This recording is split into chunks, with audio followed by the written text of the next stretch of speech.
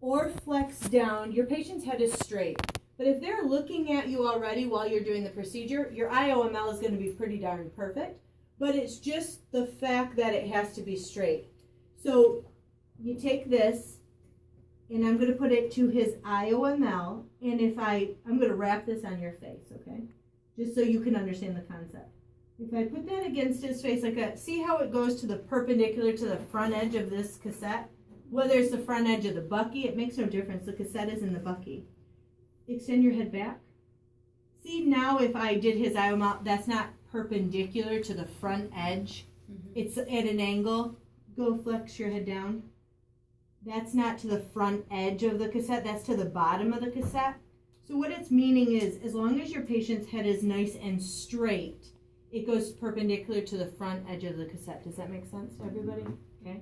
Again, if you're looking at him straight in his face and you're at his eye level, he's not going to extend or flex his head. But if I'm up here saying, okay, now let me look at your eyes, he may look up at you. That's why you always get down to their eye level. Centering now is 2 inches above the patient's EAM. Sliding him back.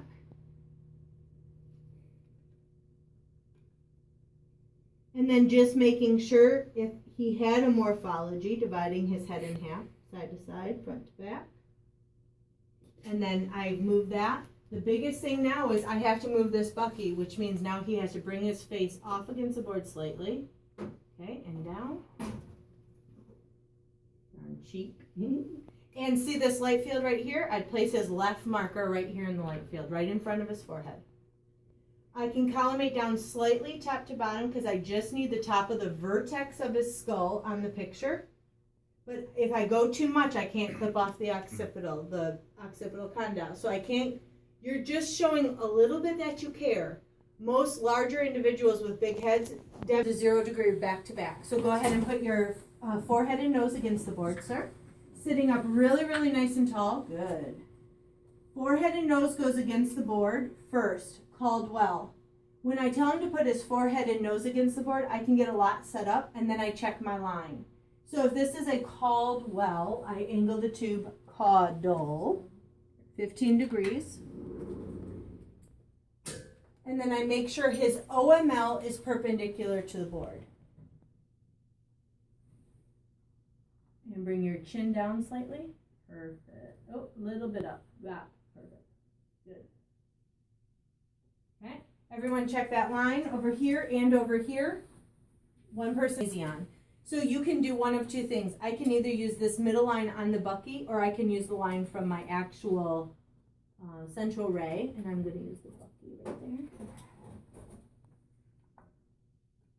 This is going to be lengthwise now. So keep your face right against there, sir.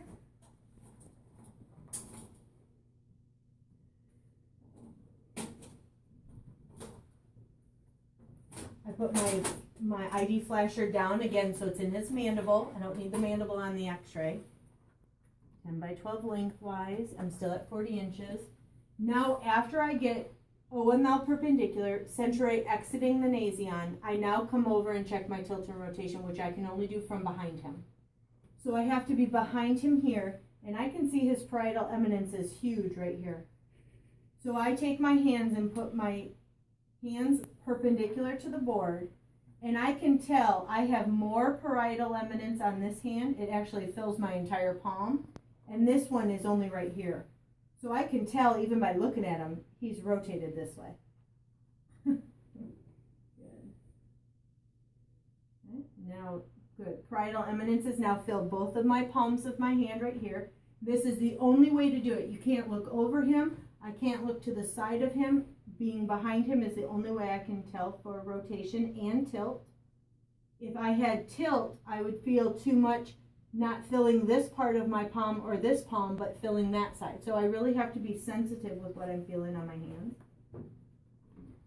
And then I can collimate, of course, look at how much you can collimate side to side and top to bottom. I can clip off his ears because I don't need his ears on the x-ray, but I have the skull on the picture. And then again, I place my marker right here in the light field. Check before I leave, check to make sure he didn't move his OML. and bring your chin down. Hair. Perfect. And then I go shoot that picture. I come back in, say, do not move, because he's already positioned where I need him to. Change out my cassette. Change this to 0 degree. And I'm exiting his now glabella instead of his nasion. Bring your head away just a hair, and perfect. This is PA 0 degree, where now the orbits will fill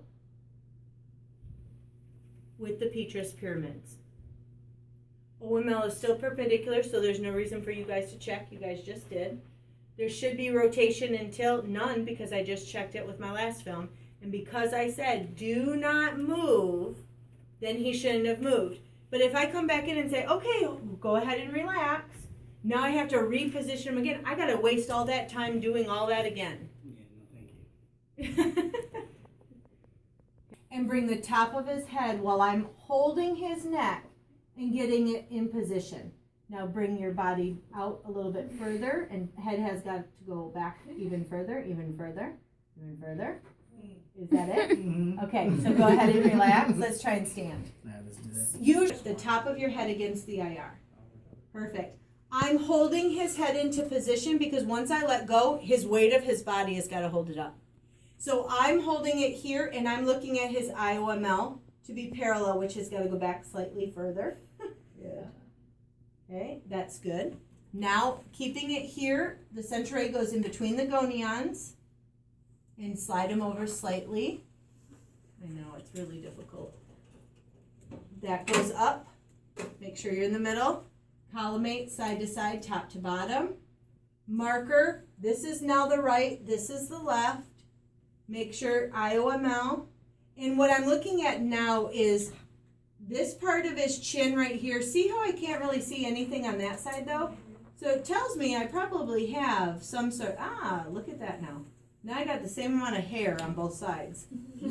Right there with his nose.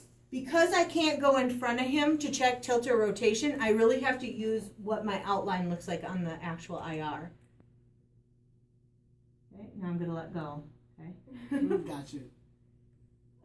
And, yep, okay, right there. Run back, shoot the x-ray, then have the shield in front. Come back in, turn off the light, and go, okay, you can go ahead and relax. Look at how close he is to that IR with me assisting him up. Mm-hmm. Realize.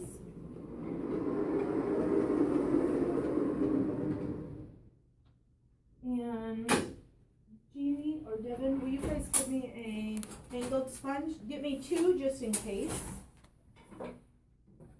Most everybody will need one. Again, down by the mandible, Exactly. because you're going to look like a light bulb. Okay? Yep, perfect. Remember, what line do we try for first? OML. We try for the OML line first. So I'm going to set it for 30 because that's the one I'm going to try for first. If I can't get OML, then I have to do IOML. Those are my only 2 options. So this is a Townes AP axial, so he needs to look downtown. So without any sponges, bring your chin to your chest, but keep your head back. Okay, here's his EAM and here's his OML. That has to become perpendicular. So I really have to have him bring his chin down even more, which is not really able to be done. So lift your head and put your head on here and bring your chin down as far as you can. If one doesn't help, gotta do 2. Lift your head up and go ahead and bring your chin down. Now notice the angle of his head by using the sponges. Unfortunately, some people will really be able to do it without a sponge. Try without a sponge first because you don't want OID. But if you can't do it without a sponge, you got to use a sponge. There's no other way to do it. So the concept is chin to chest but head back, which is of course done easier upright, but because our tube can't do that upright, we have to do it on the table. So now I have to be down here. And go ahead and chin down. And even with 2 sponges, his OML still is not perpendicular. Outer canthus to his EAM is right there. And that is not perpendicular. So I can't get it. I can't keep adding sponges to have him have 18 inches of OID. So that's why So now I have to do IOML. Okay, and IOML is actually pretty darn perfect right there. And that IOML is perpendicular to the front edge of the IR. So now I set up for 30. Now I'm using IOML. I have to set up for 37.